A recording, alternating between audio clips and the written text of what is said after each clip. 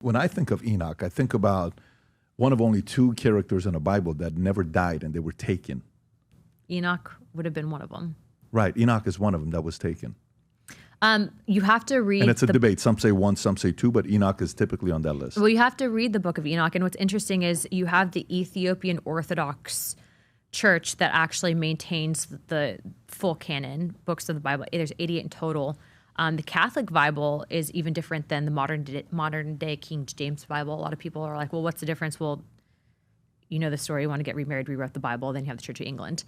So I'm not saying that, if you read one Bible, you're not going to be able to access Jesus. That's a very personal relationship. I think that people have been able to find Jesus in very dark circumstances and they're saved. And that's ultimately what, as Christians, if you are, talking about it and being able to just say like, hey, there's salvation available, that's kind of where you lead into, right? But it's just whenever you have historically people trying to hide information, it's usually for nefarious reasons. And so that's why I've been so inclined to tell people to read this book. Who do we have on that was debated Wes Huff, and it was the end of it? Billy Carson. What do you think about Billy Carson? I don't know Billy Carson. Okay, I've heard a little bit about Wes Huff. A lot of people will try to say that though the Book of Enoch specifically is not legitimate, and I would actually argue that that's completely contrary to what the Bible sets up. If you actually read through the entire thing and see what it talks about. Did you ever talk to Charlie about this or no? I never talked to Charlie about this. Interesting though, Charlie did, I think, upload a video of a UAP sighting he had. And so I never was able to address it with him. But specifically on this, when my dad, prior to my dad really embracing Messianic Judaism, he kind of started looking into, we were going to Calvary Chapel, looking into how the Bible had been really changed and how the modern day church was forgetting a lot of the tradition of the past, that just because Jesus came didn't necessarily mean that you were totally to forget the previous teachings of the Old Testament. And so it's been interesting because this has provided, I think, a lot of context for why I have the views that I do specifically on these topics. But all that to say that I do think that it proves with this footage that if this is not foreign governments, if this is not created by us, then it does confirm what the Bible talks about of there being other creations. I'm not saying that these things are good or bad, right?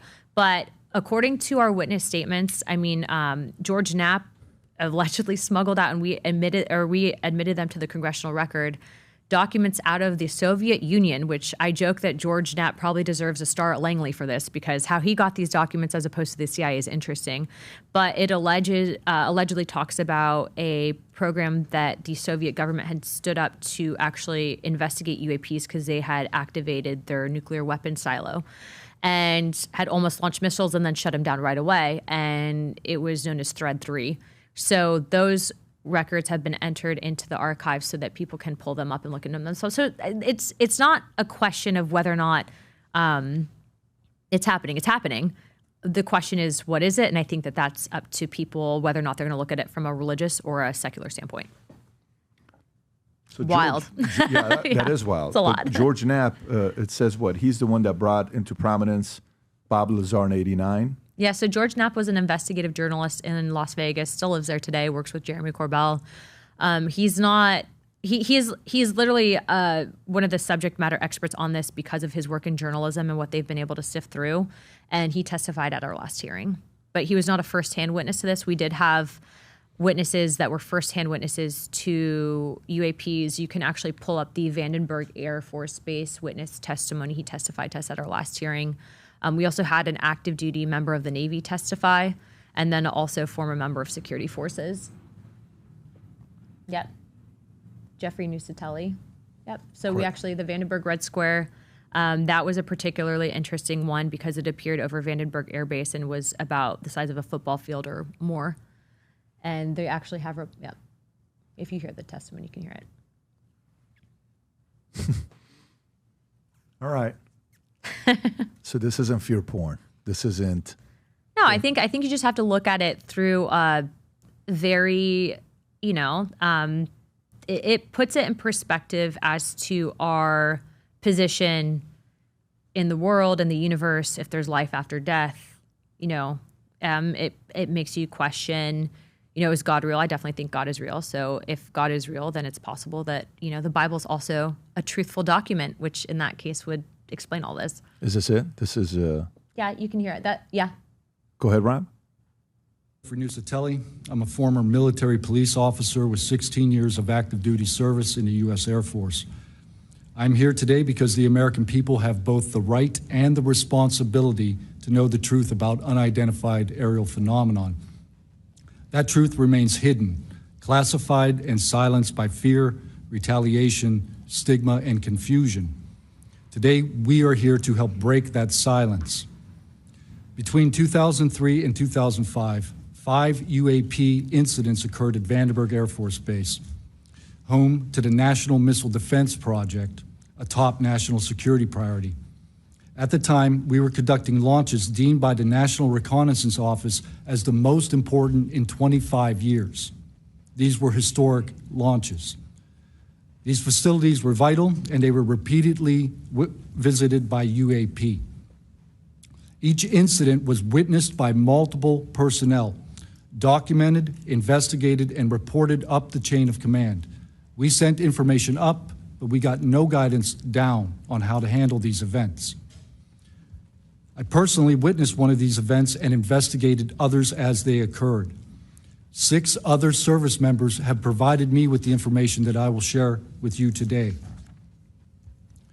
The incursions began on October 14th, 2003, when Boeing contractors reported a massive glowing red square silently hovering over 2 missile defense sites.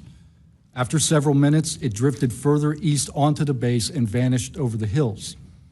This event, now known as the Vandenberg Red Square, was referenced by Representative Luna at the first hearing on this topic.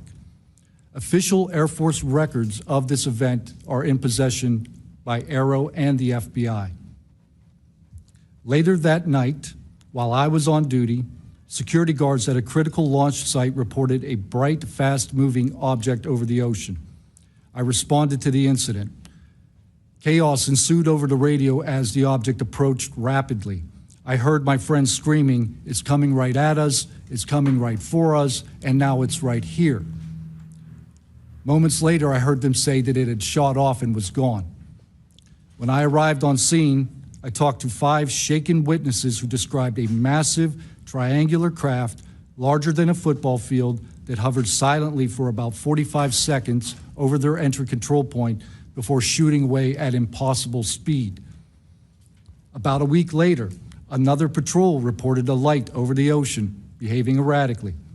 Believing it might be an unannounced aircraft, they declared an emergency, and an armed response force responded.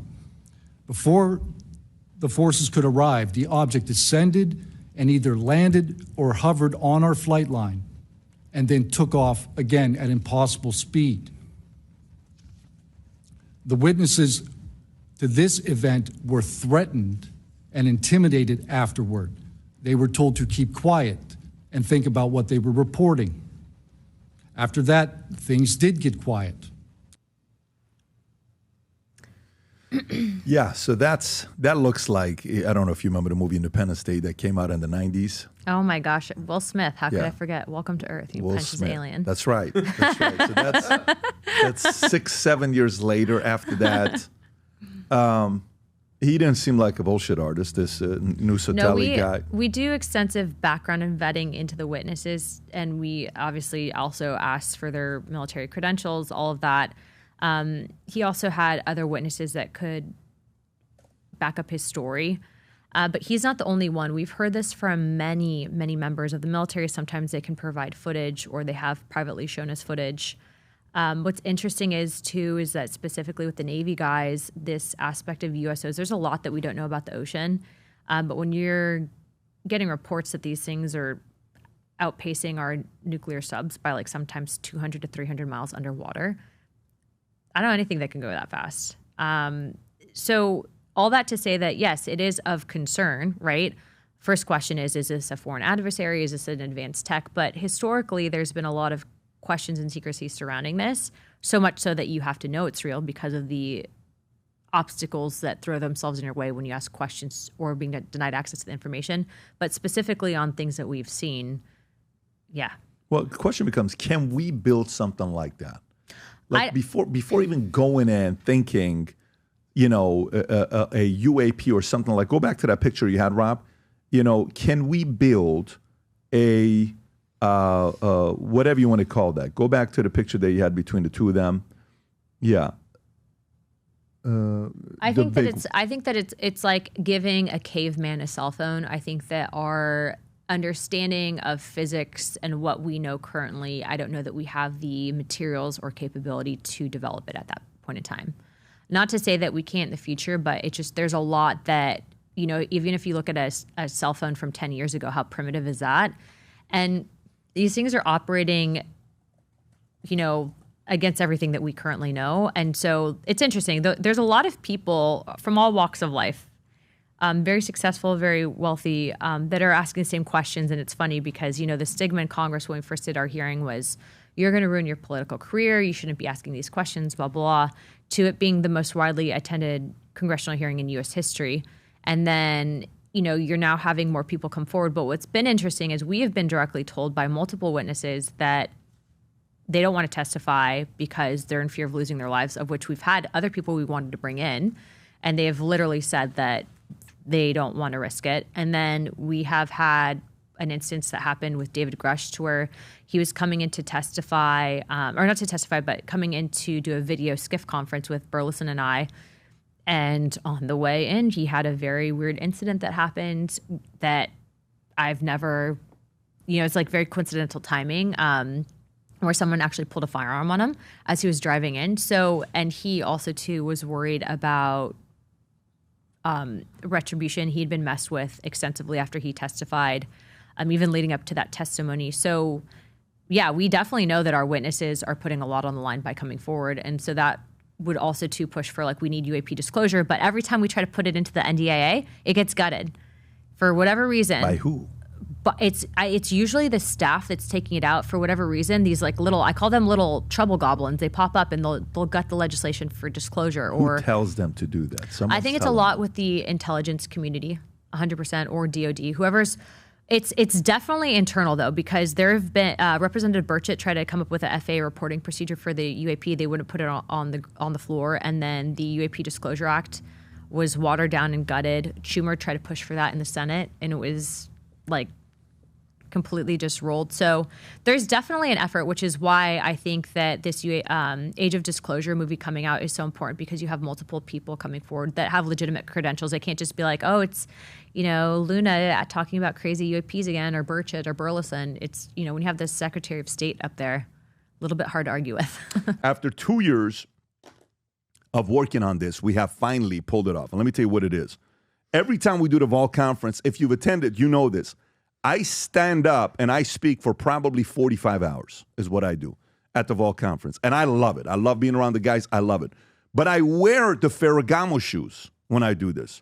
Or I wear some kind of dress shoes. Eventually, for the last 25 years, I've always been on stage walking. I'm like, you know what? I'm sick and tired of it. I want a shoe that I'm comfortable wearing. And here's what I love. I don't like shoes that are so heavy. That's a dumbbell. You can use it as a weapon. I don't want that. Like the Xenia, you carry it. I have so many of them, but they're so heavy. Like you can literally curl the Xenia dump, you know, the shoes, and you'll get a pump within 30 reps.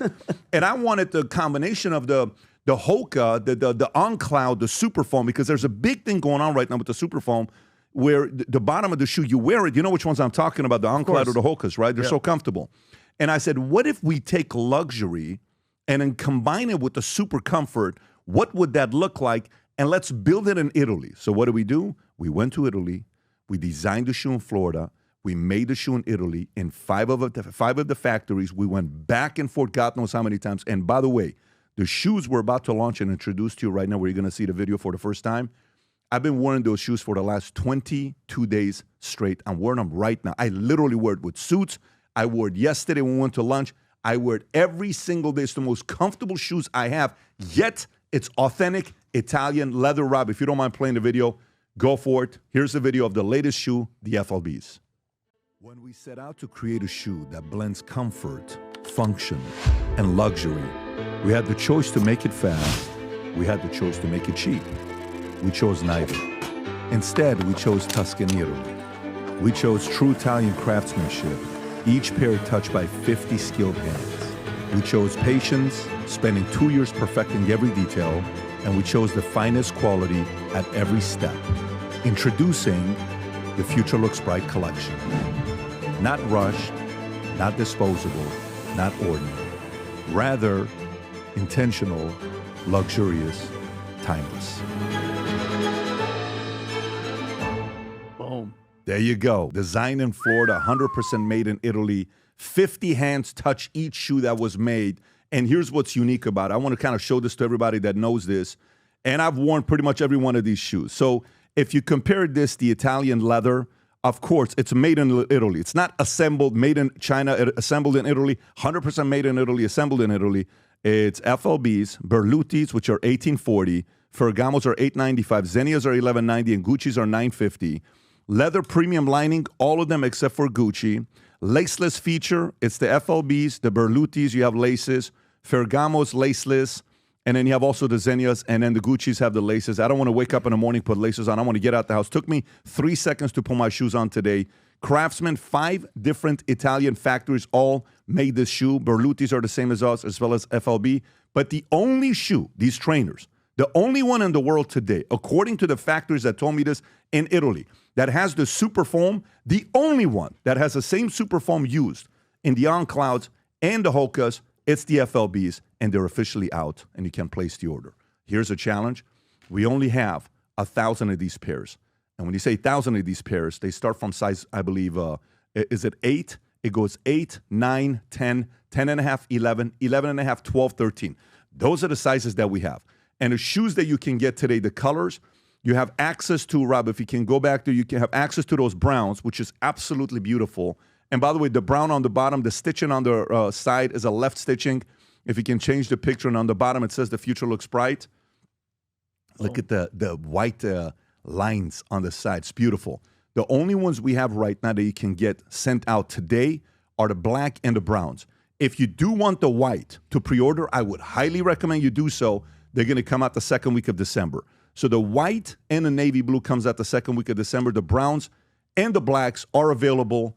If you believe the future looks bright as much as we do, go place the order. There's nothing like sitting in the boardroom with your trainers and you put your feet over your knee and people look at the bottom of your shoe and it says future looks bright.